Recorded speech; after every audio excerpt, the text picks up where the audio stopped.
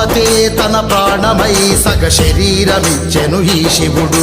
కైలాసమునే వదిలేసి హిమగిరులను నువ్వు దాటేసి అమర్నాథులో కనిపించి కాశీలో పాపము త్రుంచి వేములవాడలో వెలసిన తండ్రి హర హర మహదేవా, హర హర మహదేవా.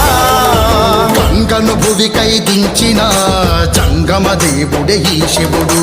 పార్వతే తన ప్రాణమై సగ శరీరమిచ్చెను ఈ శివుడు.